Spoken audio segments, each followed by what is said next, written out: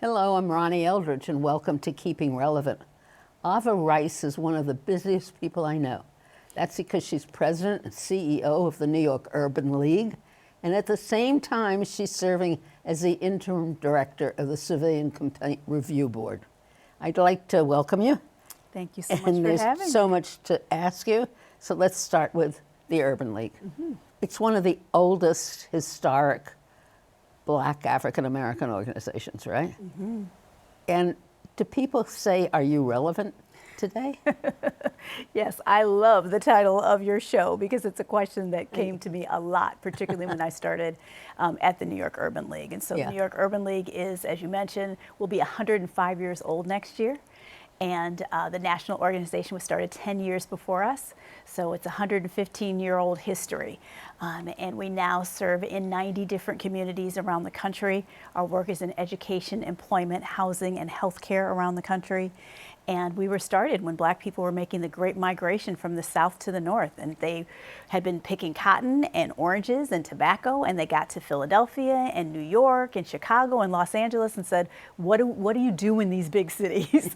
And so the urban leagues were there to help with housing and employment and education. And also because the fact is that they left southern places where racism was very clear. You didn't go to this street, you didn't go to this community, you didn't go to this area of town. Whereas when you got to the North, the rules weren't as clear. And so the Urban League helped individuals to navigate those waters. And it's still very relevant. It is very relevant. When I came to the Urban League, it was right after Barack Obama had become president of the United States. And so individuals said to me, you know, racism is, we're in a post-racist society. We've just elected America's first Black president. Racism, it's kind of over. And so people did say to me, they're like, what's the relevance of the Urban League? And so the response was, well, we still think that there's some efforts that need to be made in order to have full equality and access and opportunities and outcomes for African Americans. And unfortunately, over the course of the last 13 years, it's become even more important for us to have places like Urban Leagues. And you've also added other communities to your goal and charge, right? Absolutely. Well, I mean, we don't ever turn anybody away. So if you're in need of a job, if you're in need of employment, if you're in need of assistance and networking, that sort of thing, you know, we never turn anybody away. But we still primarily focus on African Americans. Right. The basic part of it is empowerment. Absolutely. It is about empowerment, it is about equality, and it's about access. And you can see that in our logo with the big apple and the equal sign is about providing equality of access. So are you organizing more now? Do you find, I just can't explain, the times are so bad, right? The times are very challenging, absolutely. And so does our phone ring more often? Absolutely. And now it's emails. And it's being questioned on social media. And so people are looking for ways to engage, and also how do they come together to express their frustration, but also wanting to figure out where there's opportunity. And there's so many groups, though, that are the butt of this hatred and problems. So do you work with other groups? Oh, absolutely. Yeah. One of the programs that I'm really excited about is we join with the Hispanic Federation and the Asian American Federation and the Coalition for Asian American Children and Families. And so we come together every year in order to provide funding that comes through our city council to other smaller nonprofit organizations that are doing this grassroots work all day, every day. So they're working in communities, and we provide them with grants and technical assistance and bring them together so that their voices can be heard in the larger space. So now, the Urban League nationally is a whole national organization, and then it's got all these affiliates. Yes. And the affiliates are really providing the services that the national umbrella is devising or deciding, or? Yes, so the national organization is exactly what you described. They're doing policy. They're lifting up various issues that happen in local communities. They also testify on whether it's at City Hall or if it's in other different locations, but they're always bringing the issues and the areas of concern of African Americans to the forefront. And so you'll see Mark Moriel, our national president and leader, speaking on behalf of Urban League and advocating on behalf of the Urban Leagues all the time. So you don't go to hearings representing the Urban League? I wouldn't go to one in Washington, D.C. Right. I would go to one at Like City a city. Hall, or I'd go to one in Albany. Yeah. You've gotten used to that. Yes, exactly. But the composition of the people in the council has changed. The composition has changed drastically. I'm so pleased and proud to have Adrienne Adams as our speaker. And I know that people like you are the ones who paved the way in order for her to be in that leadership position. The number of women now that you see sitting at the council meeting, right? It's incredible. It's incredible. And it has been very life-changing for the communities that they serve. Do you find within the black population that women are playing a stronger part and that they have a slightly different viewpoint than the men? Do they see things from a different perspective? Well, I think that African American women have been, the backbone of struggles for, generations. But not necessarily in the forefront. But not necessarily in the forefront, right? So even when you think about civil rights leaders, Right. except for Dorothy Danders, except for Dorothy Height, Yeah. as well as Right. a few others, you still think primarily of Right. men. But women have taken their place, and so they're doing more in politics. They're doing more in government. They're doing more in the nonprofit sector, and so you see their leadership. Right. Now, why do you think there's a negative aura around Kamala Harris? Oh, that's an interesting question. I think that it's difficult for people to they want to admire Kamala as they would somebody who they might see as their daughter, but maybe not as their wife, right? So, which is part of the problem that Hillary Clinton also faced as well. And so to see a strong African American woman, I think, is still a challenge for some individuals. Some people want her to do more and want her to be even more visible. And then there's other people who are like, no, that's okay. You can keep her kind of on the side. Yeah, that's interesting. Yeah. I always thought it's more that she laughs, that she's not like a man, Oh, interesting. that she has this softer kind of viewpoint and participates it's a different way in a conversations or something. That's very You know? interesting. Yeah, I think that people still see her as a powerful woman in male spaces, even if she does have a light laugh. But she, still wearing pantsuits and still doing some But she pretty had tough more work. color on the other day. Oh, okay, all right. That's another thing. There was a woman politician who once said, that women wear gray suits and don't wear a lot of color because they're fading into the women politicians or legislators, who weren't very many in the day, are fading into the background. That is certainly not the question. That is not the case at all. Right. That is not the Right. case at all. Mhm. Right. Yes. So tell me about the how you got to the Civilian Review Board. Yeah, that's a great question and a little bit of a story. It was right after George Floyd, unfortunately, had been murdered. And the then Governor Cuomo was putting together a panel to kind of look at how do we redesign and reimagine policing. And so I got a phone call from Kathy Wild at the New York Partnership, and she said that they're looking to put together a panel of individuals who can take on this role, and I wanted to know if it was okay if I recommended you. And so before I knew it, I was working with Jennifer Jones Austin of the Federation of Partisan Welfare Agencies, and Wes Moore, who at that time was still at the Robin Hood Foundation. And we had this task of working with both NYPD and the community to think about how do we reimagine policing. Let me just interrupt because he's now the governor. And now the governor, yes. Yes, so that's great. Of Yes. Delaware? Of Maryland. Maryland. Yeah, it was Right. funny too because at the time he missed a couple of meetings and we were like, what could he possibly be busy doing that he can't be meeting with us? Little did we know. Campaigning. Yes, right. exactly. So I didn't mean to interrupt you. Yes. Yeah. So after doing that, which was amazing, insightful, being able to speak directly with NYPD members in order to speak with folks in the community, hearing people's anger, frustration, confusion, not knowing kind of what the next stage would be. And then after that, I received a call from then Mayor de Blasio, and he asked me to serve on the Civilian Complaint Review Board. Came onto the Civilian Complaint Review Board, said to myself, wow, this is a lot bigger and more impactful than I even thought about it. And then Fred Davies said to me, you have the right personality at some point to be the chair of this. And I said, okay, thank you, I appreciate that, not realizing that he meant the next weekend. And so then I was asked to serve as the interim chair. And why is it just still interim? because they need to have me approved by both the mayor's office and city council, and so I'm waiting for that to happen. But you still will do it. I will still do it. Yes. Now tell me about the experience.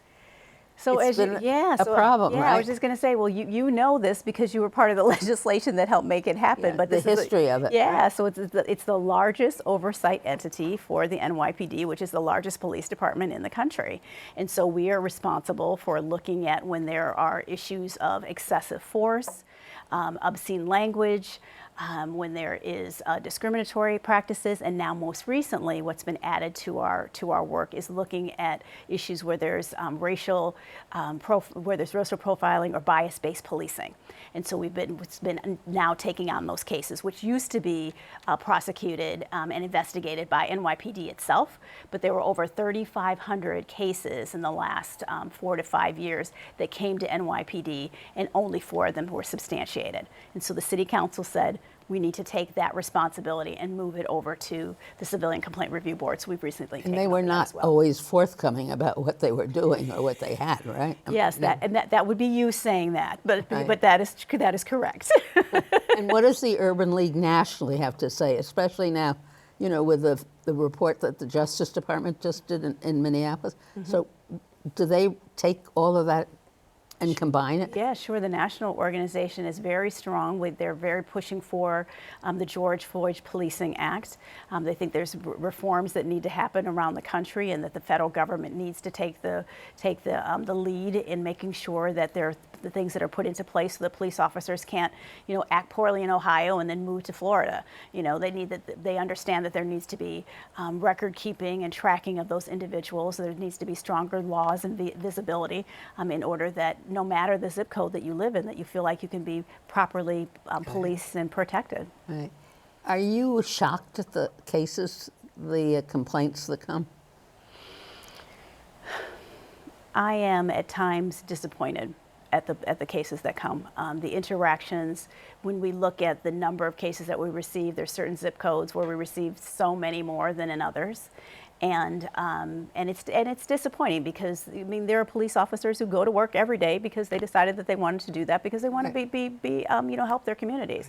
And then there are I don't think they're bad apples. I think they're bad actors, and I think that those bad actors need to be held accountable. Do they tend to be older? Oh, that's a great question. I am not sure if they are older. I would have to double check that. Yeah. Right. Mm-hmm. So when you get a complaint. Mm-hmm. And then it goes on your agenda and you have a discussion about it. And do you have an actual hearing?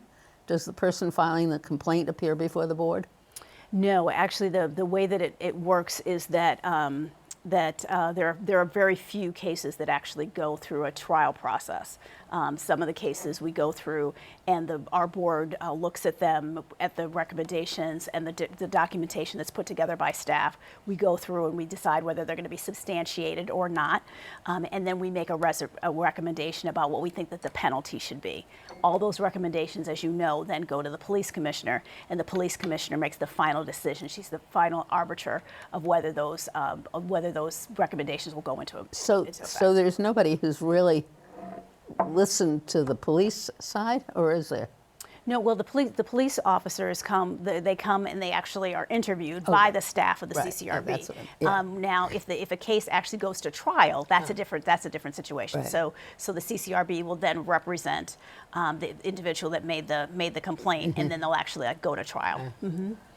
It really is a troubling kind of thing, isn't it? Because the police are, by and large, a lot of police officers are very helpful and welcome, right? Right. And then to have the other kind of behavior and attitude, you wonder how, I don't know, it takes me back to how basic everybody's discrimination is, and how basically people don't have the respect that they should have for people.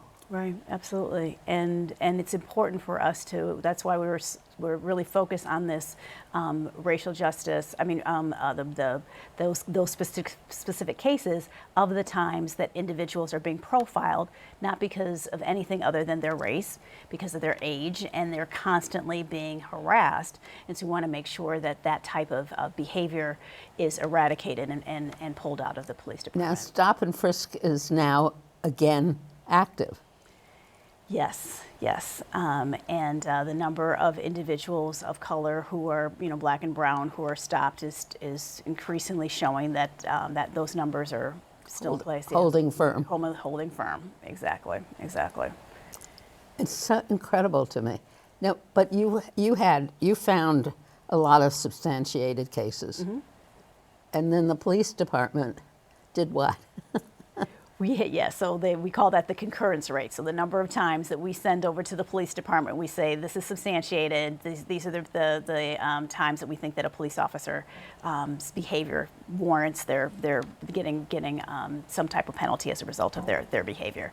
And so there has been a decrease in our police officers, our police commissioners agreeing with our recommendations. And so that was something that we have been working on and will continue to work on with the incoming new police commissioner. I think that we look at things differently, and so for police officers, there's a lot of wiggle room that's within the patrol guidelines, and so they'll look at something and they'll say that that's within police procedures. And so as a civilian, we look at it and we say that's outrageous. We say this is excessive force, and the police department may say it's not excessive force because the person who they were arresting was moving in this way or that way, and it's simply a difference of opinion. Okay. How can somebody with a stop and frisk, how do you have a different opinion about that? Well, yeah, it's hard for me to see it. So as members of the Civilian Complaint Review Board, we look at actual tape, right? So we look at the tape, we look at the interviews, we read through the interviews. Sometimes we listen to them. So all the evidence is presented to us. We're also trained in what we're looking at, and so for us, we come to a conclusion that we really believe in, and we battle it out too. It's not just my opinion, but I'm sitting on a panel with another person who is, if I'm the mayoral appointee, there's somebody who's the city council appointee, as well as somebody from the NYPD. So it's all those eyes that are looking at it. So when we make a recommendation, we really feel strongly about it. We feel like, yes, we think that this is substantiated, or we think that as much as I want to say, it still falls within the patrol guidelines, and so I'm not going to substantiate it, right? So we don't make these decisions lightly, and they are very difficult decisions to make, and so we do wish that the concurrence rate with NYPD was a bit higher. Is the Urban League a large presence in the question of gun control?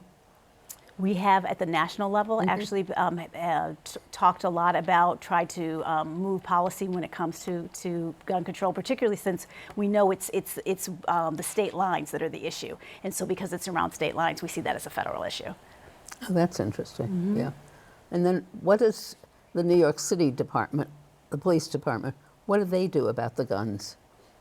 Do they have sessions where they, what do you call it, when people just bring their guns voluntarily? The gun buyback programs, right. yes. And so 100 Black Men has done great jobs of doing that. There's various churches who do work around that, and they continue. I think there are some challenges with gun buyback programs because sometimes people, bring back guns that are, old and, not really active and all those other sorts of things. And so, yeah, you brought back a gun, but you're not really, moving like an active gun off the street, right? Yeah. So, but I do think that those buyback programs are important. Right. Now, you're not paid at the Civilian Review Board. We receive a stipend at the Civilian Complaint Review Board that people can either accept or not accept based on, whatever their life and economic circumstances are. And how often do you meet? We meet once a month. So we meet once a month as a board, and those are public meetings, so anybody who's interested in attending can certainly log on to our website and find out more about them and attend. And then we also meet in addition to that to look at the cases. And so the cases are presented to us on a regular basis. And I'm sure you have interactions with the staff. Yes. Many hours, right? Interact with the staff as well as in my particular role, I also have interaction directly with NYPD as well as City Hall. And so you have time. How did you get into all of this to begin with? I think it really comes from my parents. You know, That's interesting. Yeah, my parents. I told you that the Urban League started from individuals who were making the Great Migration from the South to the North, and my parents were part of that. So they moved from rural Arkansas, and they stopped first in Chicago, and my father's job wasn't there, so we went to the next big city, which was Milwaukee, Wisconsin. So that's where me and my siblings were raised. And my mother always said that, you know, it was up to us to pay it forward. And so the work that I do after all four of our kids graduated from college, and so that's why. Well, what did they do though, aside from pay it forward? I mean, how did they express it to you? Well, it was very clear that we were going to college, even though they had been only able to go to high school, but they were very clear that we were going to college. It wasn't where or when. It was you were going, and so my father created his own small business, and so through the income of his small business, he both was able to employ his two oldest boys, as well as I worked in the small business as well. And then they were just always there for us to make sure that we were able to pursue our dreams. And of the four children, two are educators, and then I run the Urban League. And you've always worked for a nonprofit. I have. I've always worked in the nonprofit sector. And always developing ways to help people develop more. I don't know how to express that, but does that make sense to you? I mean, Yeah. How to find financing, how to find your own sense of worth and things like that? Being able to create, whether it's to place them in jobs or give them an opportunity to create their own jobs through our Small Business Solution Center, whether it's with our young professionals, giving them the opportunity to see themselves in the next place and trajectory of their lives, but always developing individuals, always helping to, as they used to say back in the Urban League days, advancing the race, and I take that very seriously. So what's your feeling about the future? I'm optimistic. I'm very optimistic. It is a challenging time with critical race theory and the ways in which they're trying to erase our histories, the attack on reproductive rights. But they're making themselves a target with their ignorance and their bigotry, aren't they? I think so. I think so. But can you believe that many people would exist in the country that are going to... They leave me speechless, is what I'm saying. I don't know. Yes, but I mean, we're New Yorkers, right? And so we Right. interact with the world in that way. That's true. And so I think that there are other people around the country who don't regularly interact with people that are all that different than them. So the images, the information that they receive, they don't have anything to back that up. Well, I know somebody who's works at the store down the street, a small business owner who's fill in the blank negative stereotype, and they're lovely, right? Or my children go to school with somebody who's some negative stereotype, fill in the blank. But you don't have that always in other communities. And so it's important for us to be able to fight those stereotypes and be able to push forward with positive policy for And everyone. your young professionals, Yes. they believe in the future? Our young professionals are, they make me get up every day. They're I mean, already self-selected, though. Well, they come to the Urban League in many ways like the individuals who were migrating, right? So a lot of our Urban League individuals are folks who come from other parts of the country, and so they come to find home and to create community. And then there's the individuals who've grown up in the city, and so it gives them an opportunity to interact with each other, to give back to the Urban League, to serve as a mentor to the young people in our programming, as well as to connect and hopefully make lifelong friends. The segment on your website that I loved, the black colleges, historic colleges. Yeah. That day, it was like a fair, right? Yes. To introduce people to all the historic colleges. It was stunning, wasn't it? Yes, it is one of my favorite days of the year. We bring the actual recruiters from the historically black colleges and universities who primarily are from the South. And so they come up and they spend the day with the Urban League. And because it's their recruiters, they're able to speak to young people about the college experience, and many times the young people who attend have uploaded their information, and so they can make on-the-spot admissions decisions. And so, you know, you hear a bell that goes off all day, and the bell indicates somebody who just got into. I just got into Morehouse. Yeah, yes, and I got a scholarship. Yeah, right. And so that bell goes off every single, you know, like a couple of times an hour, just indicating to individuals who have gotten to school, and it's an amazing day. And 5,000 young people. 5,000 young people attended. I mentioned our young professionals. They staff it that day. They were all in line waiting to come in. And they're waiting to get inside and to find out about the college experience. Yes. That is so exciting. But what happens to all the people that don't come? That don't come to the Yeah, they don't know about the Urban League, or that aren't finishing high school. Yeah, that don't have a home to live in. You know. Right. I mean, that's why our work is so important, and it has to continue. Right. As many people as we serve, the urban leagues around the country serve over 1 million individuals a year collectively. But there's so many more to serve. There's so many more individuals that we have to do this work. And so, while I remain positive and optimistic, we have to, you know, renew our commitment to this work. So renew, that's another word you used, right? Yes. In your annual fundraisers. And it is. I mean, the Urban League is a way of training new people that are going to go out. I use my hand so much. That are going to go out and start their own training of new people. I mean, it's like what? Exactly, it's a pipeline. Yeah. It's a pipeline, and we've had individuals who have gone on from the Urban League to do some incredible, amazing things, starting out their own nonprofit organizations, running for office, serving as leaders in the community, on community boards, all those sorts of things, and that's what we're here for. Yeah. Well, I'm glad you're here. It's such an interesting thing because it's such a contrast to the demonstrations that we see, because it goes underneath it. Not that many of your people aren't at the demonstrations, but it takes more time and more effort than just going into a march. Right, yeah. Well, I mean, all of the efforts are important, right? So it's not that someone should do one over the other. Or you can do both. And you could do both, exactly. But it's important to draw attention to the issues, and then also to have strategies and policies in order to make sure that those issues are moving along the way in terms of being addressed. Well, we've come to the end of our time, and I am very happy that you're here at the program, but also happy that you're here in life. And I wish you well, because what you do will help us all. Thank you, I appreciate it. Thank you so much. Thank you, Arva Rice.